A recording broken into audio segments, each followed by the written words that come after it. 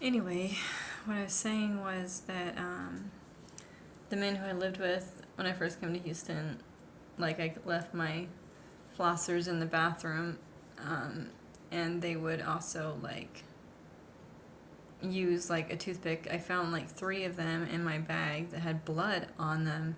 The flossers, they're not toothpicks, they're flossers, but they have like a pick part of them. But on the floss part, there was blood. And it's just like, how rude. I mean, there's a trash can right there. If you want to steal from me, like, you have to put your blood back in the bag. And I kept using those flossers because I felt like I couldn't afford a new bag. And they don't really know how that affected me, and they don't care. Just like my brother. And so eventually, maybe a month ago, like this took a year for me to feel like I could afford like a new bag of flossers. Because it's like an extra thing, you know. I don't necessarily floss all the time, but I like having them there because I can practice like having the habit and get into it here and there. And yeah, so recently I bought a new bag of flossers and threw almost a whole bag away. So I couldn't stand the bloody toothpicks anymore I kept finding. And I didn't know like what else had gotten in that bag from their blood. I mean, I wasn't like, I've had lots of tests and stuff not to figure that out, but they always do like tests on me at the hospital because I take meds and stuff. It's like, it was just so rude. And so I have a colonoscopy coming up because I have a gastrointestinal disease called ulcerative colitis. I really don't want to go to the colonoscopy, and I've thought about not going. But then I think, like, well, maybe it would be good for me to go.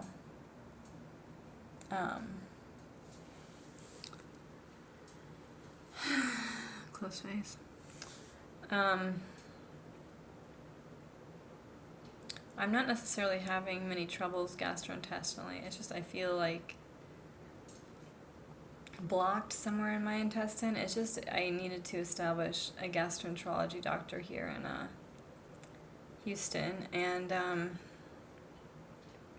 she wants me to get a colonoscopy, just to see what the level is of like my intestine, if it's inflamed at all. I don't think it is, but it might be. I have some troubles here and there when I use the restroom, but it's not nearly as bad as it used to be. Because I've been taking fiber. I take fiber like once or twice a day, Metamucil or the knockoff brand. I don't know if CVS is a knockoff brand, but that's what I got for the next 2 bottles because it was like $8 cheaper. I couldn't justify buying the Metamucil this time, so I bought 2 bottles of the CVS brand. It might have been $6 cheaper or whatever. And then I got the CVS card, which they make you pay $5 for the membership, and then they give you a $10 coupon. What I find kind of hilarious because they're just like, pay $5 and then you get your $5 back. But it's also like you get 20% off of lots of items in the store, including fiber products. So that is what I chose to do at that point so I could get that sale on the CVS Metamucil stuff. So I just had a band pop in my head, Goo Goo Dolls. And I don't want the world to see me, 'cause I don't think that they'd understand. And if, I don't know if it's and if. I know that was kind of out of tune when I started singing it. Sorry, guys. If anyone's watching these yet, but they will. Yeah, I just wanted to sing for a second. that flashed through my head. It's kind of crazy how everything has an influence on how we see things on the daily, like things you haven't thought about for years suddenly pop in your head, especially if you're trying to be on like social media less, which I am. Because I'm just finding it very tiring lately. It was kind of okay for a while, and it fit into my depression, but since I'm kind of, well, more than kind of, but getting out of my depression, it's just not really interesting me because it's like kind of fodder for depression. It feeds my depression. So, and I'm not supposed to call it my depression apparently. So it feeds the depression have, so I don't say I either. So how are you supposed to talk about depression if you can't say me and you can't say I, if you can't take ownership of your mental illness? Like, it's good, it felt good when I first realized I had major depressive disorder and generalized anxiety disorder from MMPI-1. I presented that along with other things to get my SSDI. But it's always been pretty hard for me to relate to the world. Like, it's not like this as much anymore because I just like, I don't have a job where I have to constantly be around people, which I think I find very stressful. Being around people all the time. It used to be hell for me. Life used to be hell. Because I just would strive so hard to be in a situation like where I didn't belong really, which was like working even though my mental health was so poor. But I didn't know I could get help with that. I didn't really know a thing like SSDI existed. Like, I knew my dad got Social Security, but I thought that was only for older people until someone told me after I had my son that you could get it for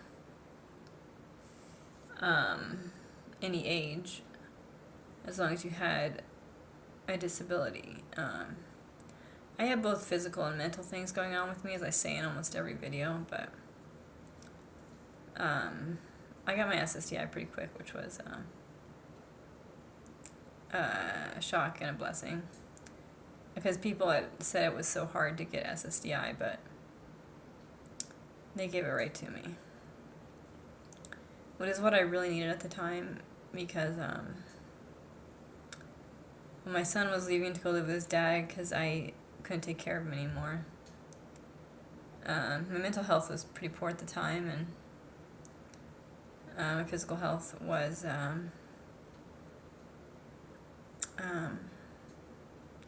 pretty unbearable.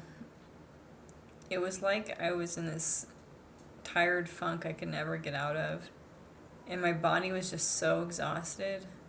This is more than just a run-of-the-mill mom exhausted.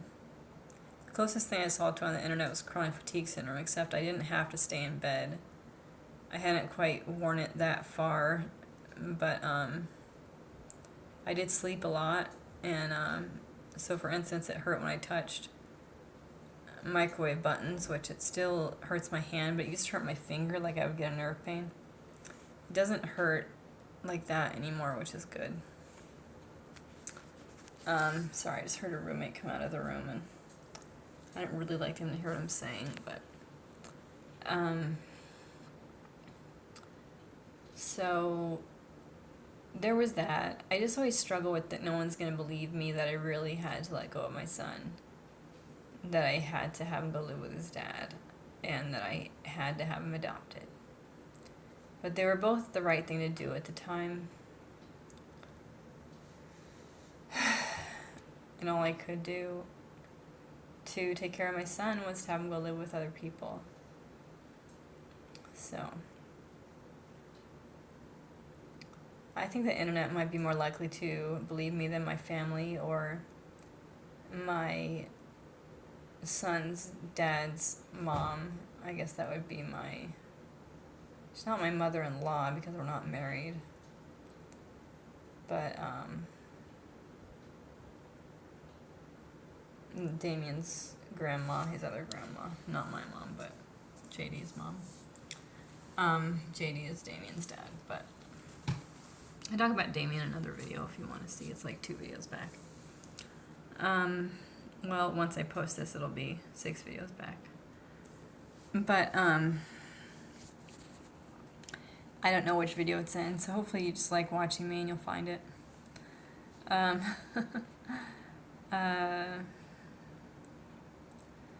Yeah, so my mom and dad, well, my dad was born in 1941. I was born in 88. My mom was born in 54, so she was 34. My dad was, I've done this math before, and I think it's just that he was 50, but I might be a couple years off. I might have been 48. Because they're 14 years apart, so he was 48, my mom was 34. So they're 14 years apart, like I said.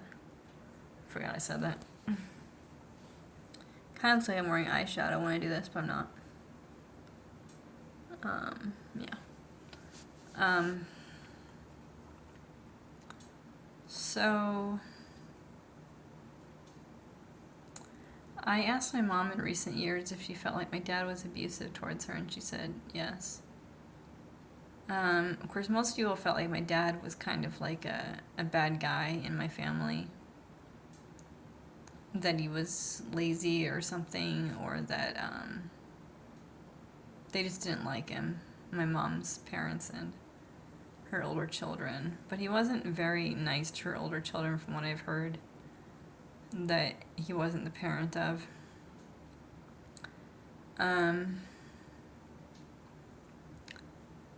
My family came together, my dad's children and my mom's children, we all lived in a house in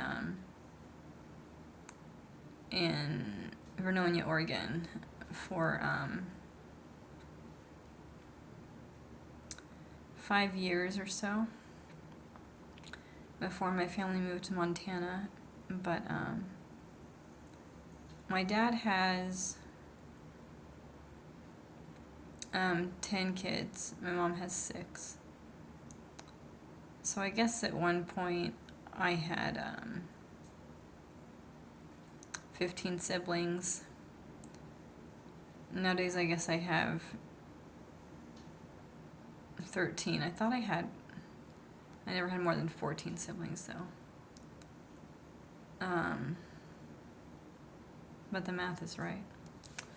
But yeah, I had a brother who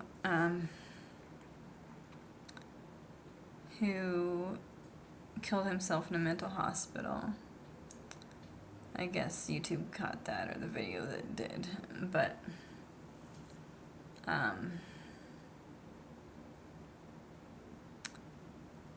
he hung himself. Hopefully this video isn't taken down and just has a suicide warning on it. But yeah, my other brother died from drug overdoses, as far as I know. Frankie, I didn't know him very well. He's my dad's first son. I don't know if he is his first child or if my sister Lisa was my dad's first child.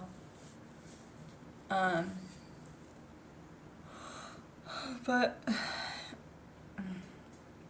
I didn't call my mom for Mother's Day this year because I tried to call her twice last year and she didn't come to the phone. She's at a rehabilitation center because she had been in a pretty bad way physically at her home in Missoula, Montana. Scratch that, she doesn't live there, don't be creepy. I just try to like give as much to the story as all I'm trying to do. But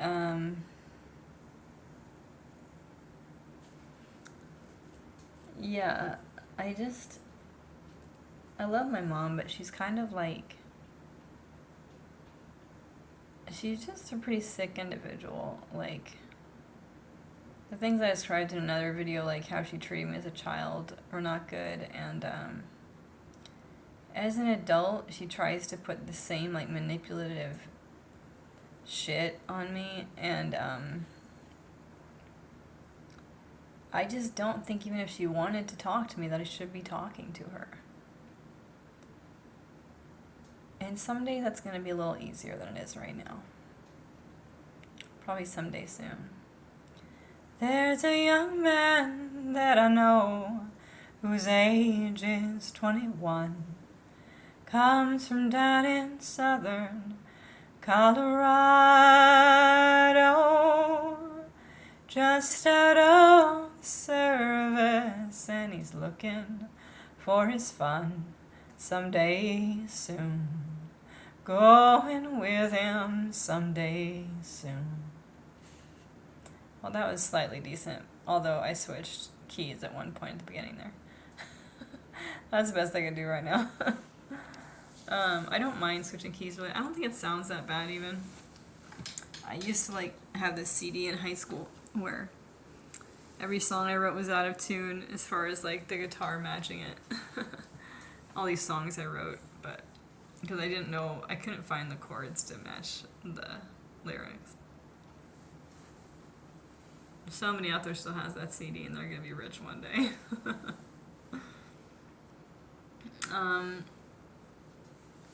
So yeah, I just feel like something good is coming my way. I can feel it, and like it has nothing to do with striving for something good to happen, because I've been like doing what I need to do, like sleeping a lot, and you know, just I've been eating twice a day for like what feels like a month now. It may have been a month already. I guess I've lost another 5 pounds from doing that, about. Depends on the day. I give or take 2 pounds. But,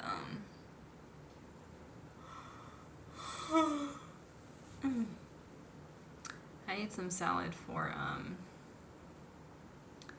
dinner. I don't know if it's gonna be enough, or I'm gonna have to, like, make some food. All I have is eggs and a lot of vegetables in the fridge. That's what I bought. Because I'm trying to clear up my gut because it just feels stuck. But, sorry, it's still itching.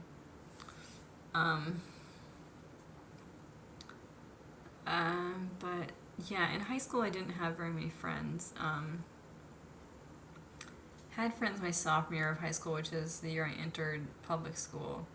Before that, I'd gone to private school through 9th grade. So I had to finish public school in 3 years, which just meant I got no homeroom. Like, I got no break period of the day, besides lunch, of course. Take me.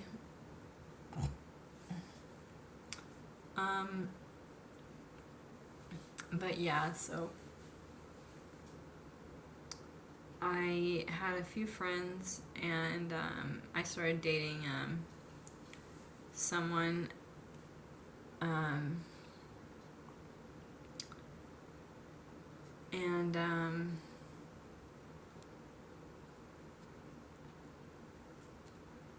his name was Sheldon, and then there was Andrea, and then there was Shay and Miranda. And so Shay decided to go to another school for the pretty quickly after I came to Hellgate, which she had convinced me to come to Hellgate, but then she left because she was being bullied.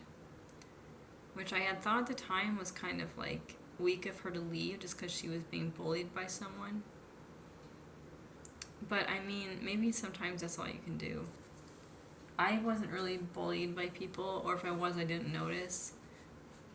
My friends said that I was like made fun of by people. I just didn't notice, honestly.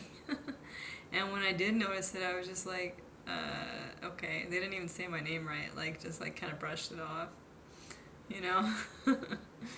I was pretty good at that in high school because I was good at playing tough because that was the role I played in my family. So I was kind of impervious to that sort of thing at the time. As I got older, it just seems like I've become more sensitive to my environment and people. I'm also more capable of handling social situations when I'm in them. But, like, I can process my negative feelings towards someone who's being unkind quicker than I used to. I used to kind of consume hours of my day, 3 to 6, or a whole day, or a few days. Now it's like, I don't know, it's like I got rid of because there was people that were rude to me today when I was shopping, and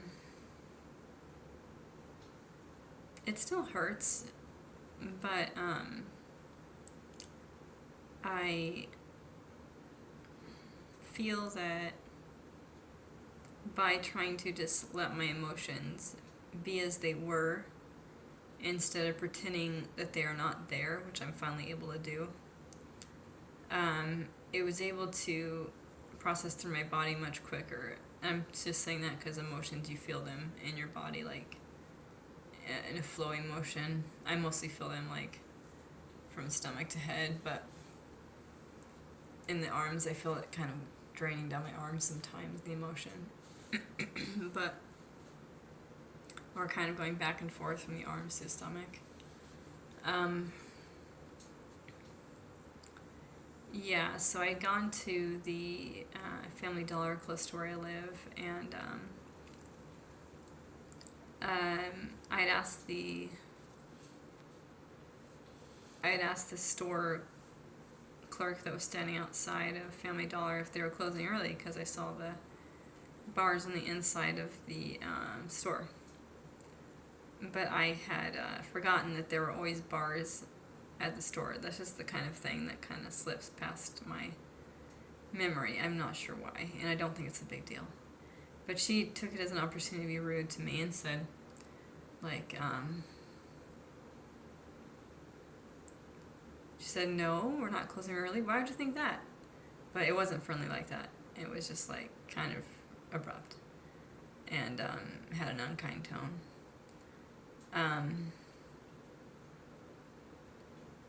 I think I tried to portray it, but I'm not sure I portrayed it well. And so I said, I don't know, because there were bars there. And I said, oh, yeah, I guess there's always bars, because it clicked in my head. And then I walked in, but I hadn't liked the way she treated me. So, like, I walked in, like, 5 feet, looked around for, like, 20 seconds, maybe less. And then I turned around and walked out. I didn't even look at her as I walked out, but I think she kind of got the idea. That's how it felt to me, like as our energy exchanged when I walked out. But then I just went to the grocery store and bought my soap products there, although I think then it might have cost me like $2 to $3 more to buy soap. But I didn't get very much shampoo. I just got a little bottle of something that was like $1.19. I think I'm gonna go to CVS to get my next round of shampoo and soap and stuff, because I have a 20% discount, which might apply to those products. I'm not sure. But yeah, that's some stuff I went through today, and some stuff about the past, some stuff about a lot of stuff. Okay. Yeah, I don't want to stop talking if I need to plug in my phone.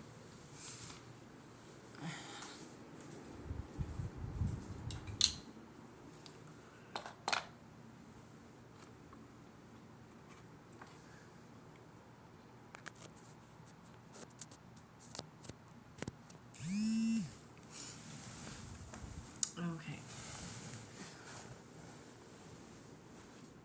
Sorry, I gotta adjust here a little bit. Okay. Um, my feet are cold.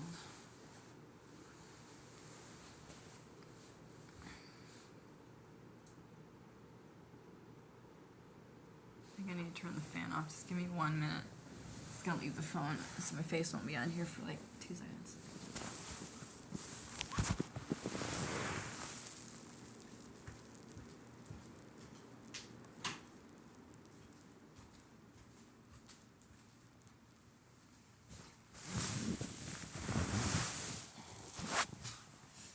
I guess I thought it was kind of a live stream. That's why I was like, 2 seconds. Because I don't know if it's the same watching a video if people will continue watching a video with. I think they're probably more likely to continue watching a video than a live stream if it's, you know, the host isn't there for a couple minutes or seconds. This is my longest post today, almost. I had one that was 30 minutes, though. Now I'm feeling kind of stupid just for not realizing that the Family Dollar always had that gate behind it, but that's what she wanted me to feel. I was stupid for asking a question. And I don't know why she had to treat me that way. Then it gives me like this urge to be rude to other people because I'm fed up.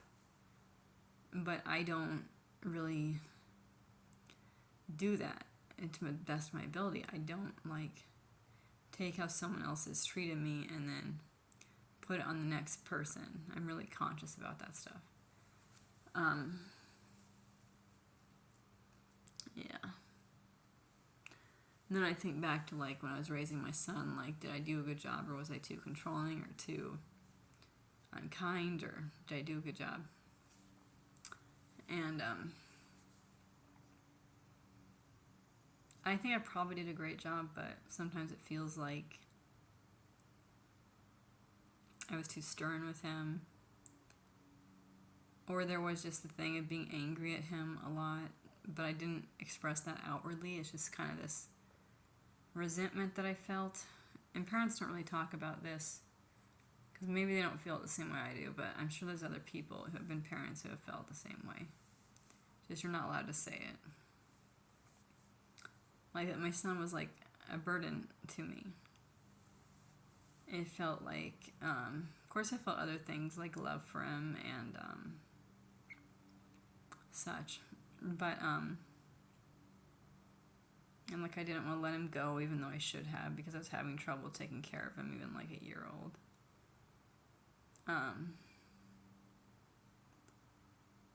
But by a burden to me, I just mean that like it felt like I kind of blamed him for not being able to get a better job.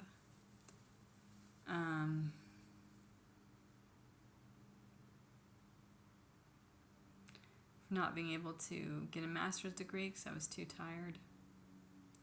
All these things were like things I was trying to do, but I was too tired. You know, and it was beyond like your regular mommy amount of tired. I'm telling you. It was like at night I would sleep and every day I would wake up feeling like I hadn't slept at all. And that really adds to like the degradation of your body. So my body would like perform less well. In like at one point, maybe a year before might have been 8 months before I let my son go live with his dad. Because I think he was getting fed up being around me too, because I was getting fed up with having to raise a child with how tired I was.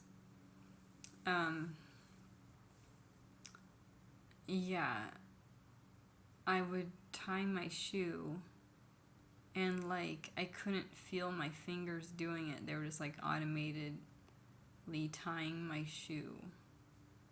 But there was no sensation of touch.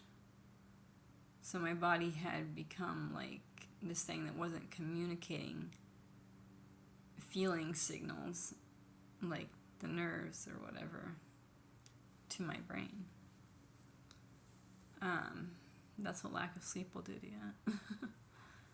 And that's kind of a scary thing. And I'm like, I haven't heard of anyone going through this ever. So how do I explain it to somebody? How do I explain it to a doctor?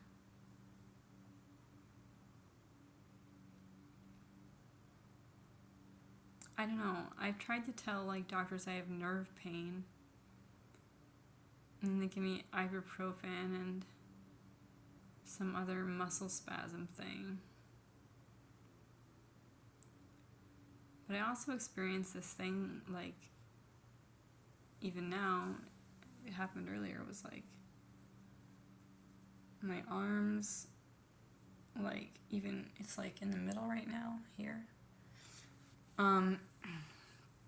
They don't feel like they're feeling sensation. And my arms earlier from my elbows to my hands weren't feeling sensation. By that I mean like I touch something and like I could still feel that like I'm touching my leg with my hand right now. But it just feels like my nerves are disconnected from my hands and my arm. It's just kind of a scary thing to go through. But, yeah, I don't know how much that's going to change, but I feel like it'll change for me pretty soon. I just feel that my life is going to turn around. It's like this inevitable thing that I know is going to happen. So I've been waiting it out, like sleeping as much as I need to every day and getting up even though I'm tired and making myself breakfast and lunch, and then I don't eat dinner because I'm trying to lose weight, which I have lost weight.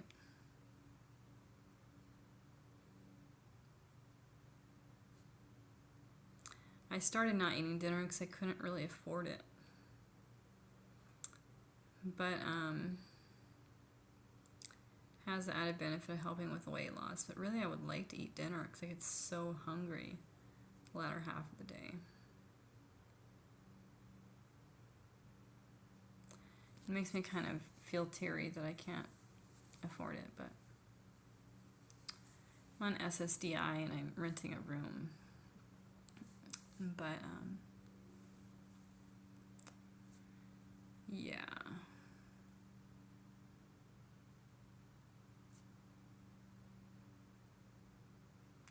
Life is hard, man. I don't know what else to say.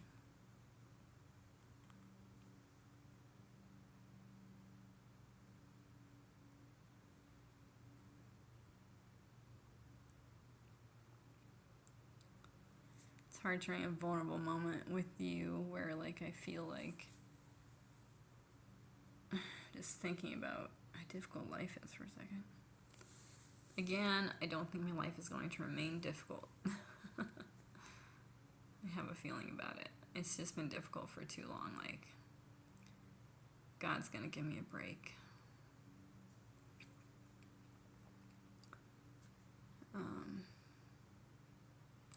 I just hope someone on here can see, like, how hard I'm trying and who I am. And so there'll be some record of me, like, being the person I am versus what my family has said about me or what they think about me. Or what my son might end up thinking because he just thinks his mom ditched him because she didn't love him. No.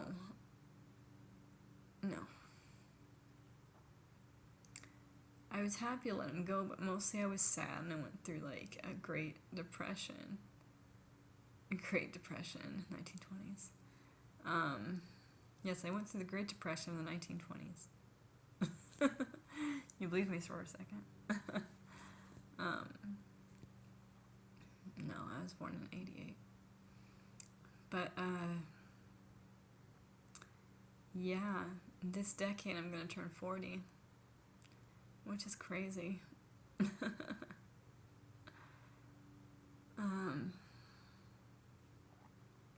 my first guy turned 37 this year.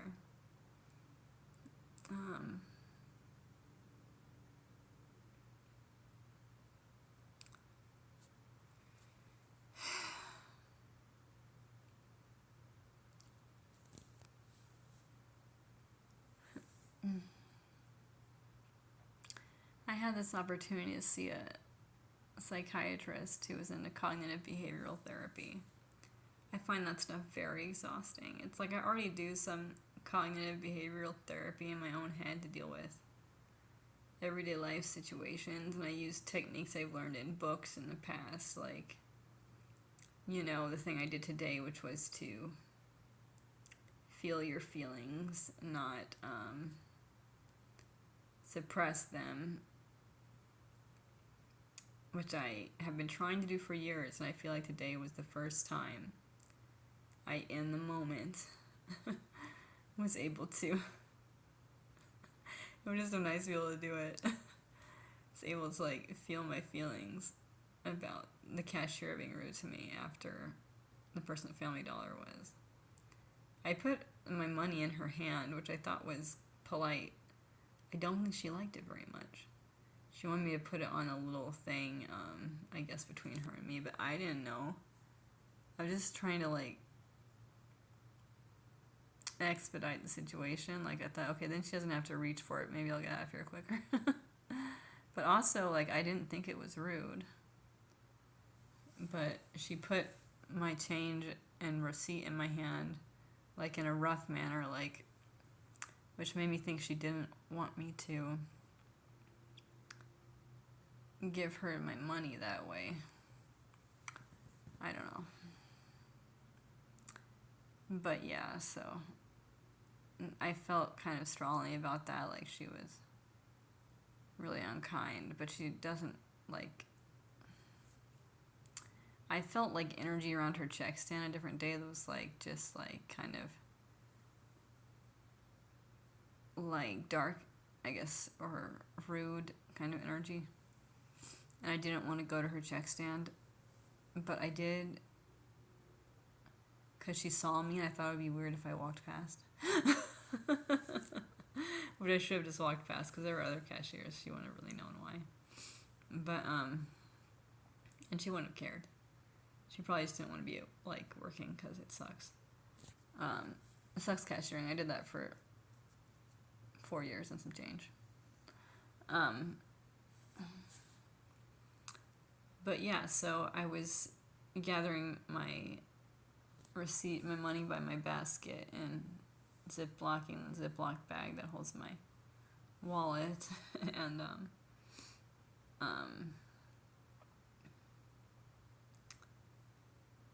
yeah, as I was doing that, I just, like, felt the feeling come up, whereas I usually don't catch it right in the moment, and I let it go where it wanted to go. I saw it. Finally was present enough to see it as it was happening. And let me tell you, I've been trying to do that for years. Years. It took me till, like, you know, age 36.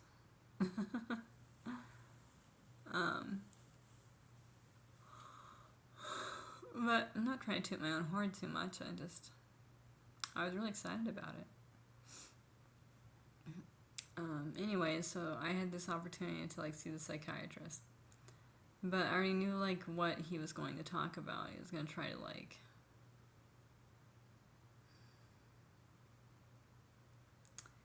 get my behavior to change or something through, like, logical steps, and it would be the most boring shit I ever went through.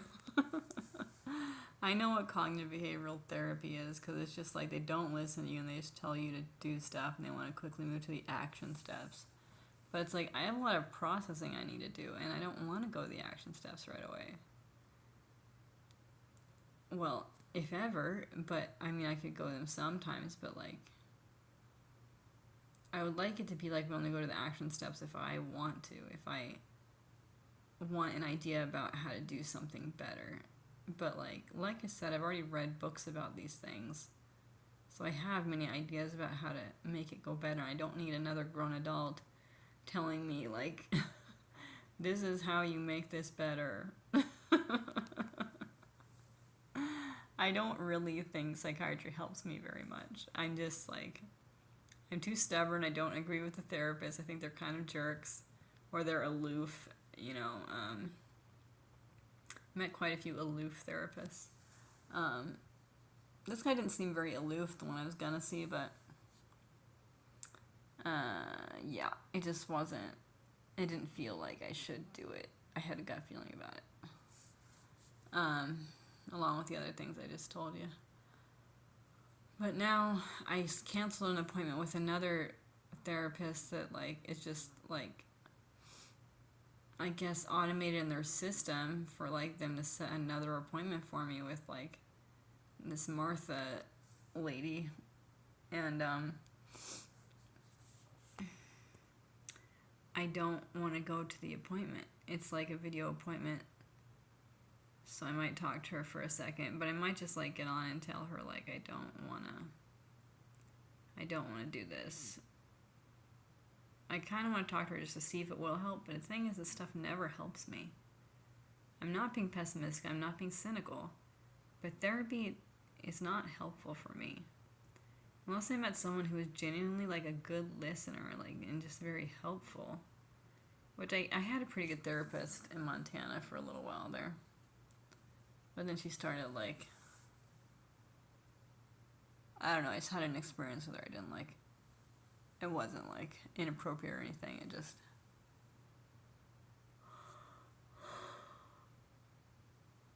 I don't like to be told what to do, and it's just, like... I had brought my boyfriend at the time to a therapy session with her.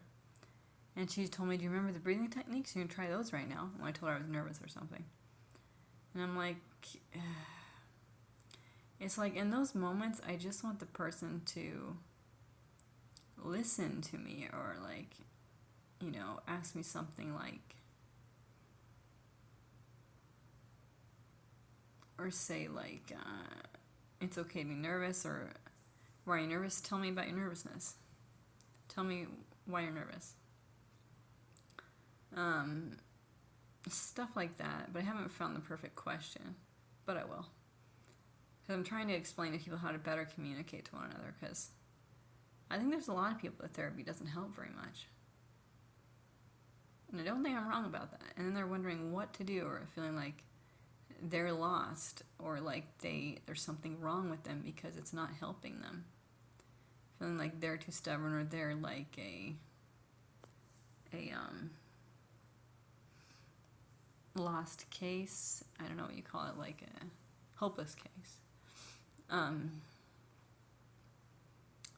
then they're just feeling like they didn't get the help they needed.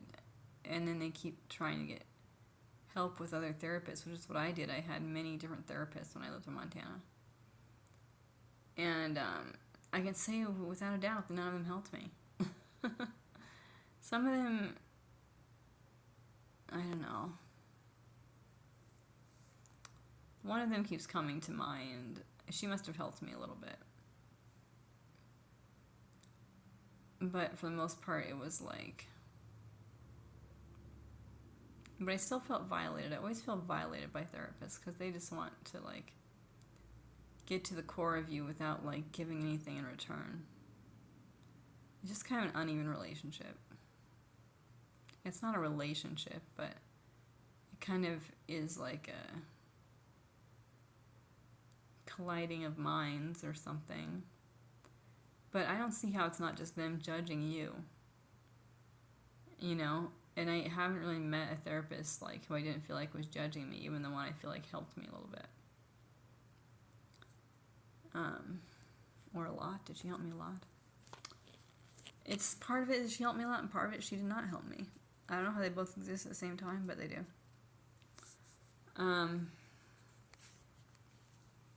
Yeah. So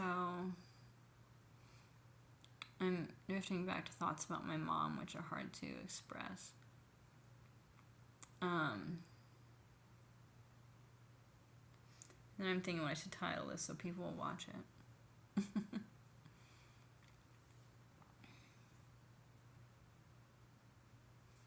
I just miss her, like I said. I used to go visit her at her apartment, and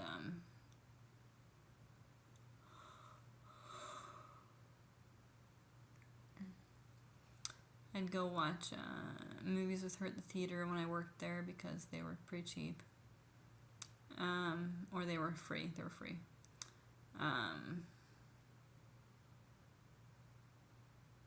A certain number were free, or they were all free. I don't remember. But I took her to see some movies.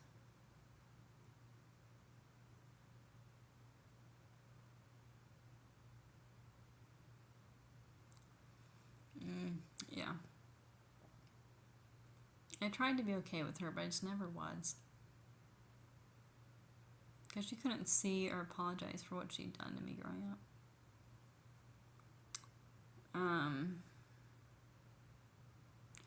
So when I took her to the movie, I think I felt like good about it in a way, but mostly like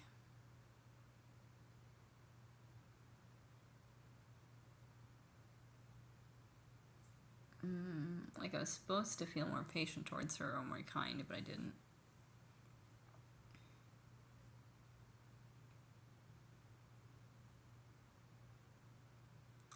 That's that. Okay, I'm done with this recording. Thank you for listening.